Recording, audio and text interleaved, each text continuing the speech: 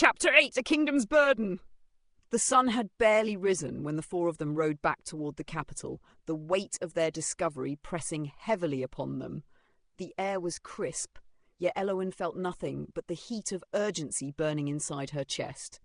Time was running short, Sir Elric's fate hung by a thread, and if they did not act swiftly, his execution would be sealed before the truth could be revealed. Alistair rode beside her, his expression unreadable.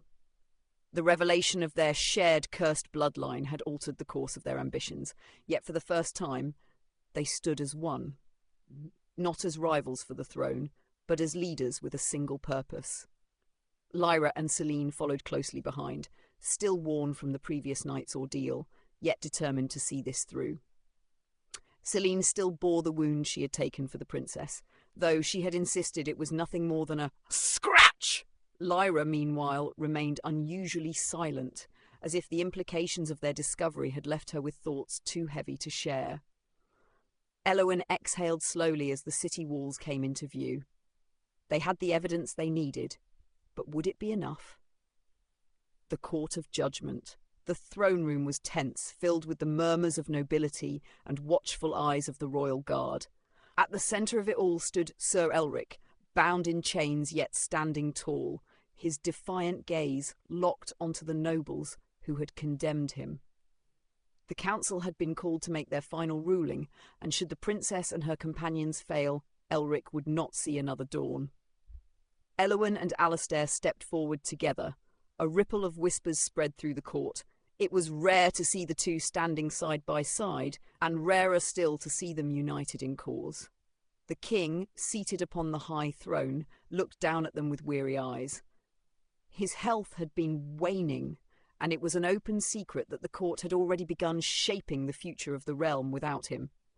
The Chancellor, a stern-faced man named Lord Caedmon, raised an eyebrow as he addressed them. "Your Highness, Prince Alistair, I was not expecting a joint plea." His voice carried thinly veiled suspicion. Alistair stepped forward first, his presence alone commanding the room. "Sir Elric stands accused of treason, but we bring forth evidence that demands a re-evaluation of his actions. What he uncovered was not treason, but a truth that was meant to be buried, a truth that concerns not just the accused, but the kingdom itself." Murmurs of curiosity spread through the court. Elowen took her cue and stepped beside him, her voice calm but unyielding. We have uncovered records hidden deep within the ruins of the old keep. Sir Elric was not conspiring against the crown. He was unravelling a truth about the royal bloodline itself, a truth that, if left ignored, could doom us all. Lord Caedmon scoffed.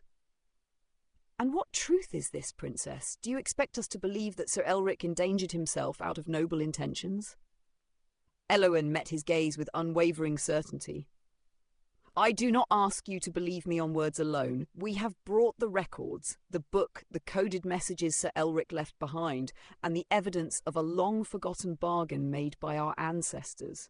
She turned toward Elric, his eyes widening slightly as she pulled forth the ancient Torrik, knew what he was risking, yet he did it for the kingdom, and now so must we. The court was silent as she stepped forward, handing the book to the royal scribe. Lord Caed hesitated before taking it, his fingers lingering over the dark cover as though it might burn him.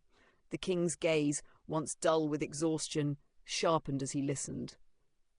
"And what of you, Alistair?" he asked, his voice rasped but steady.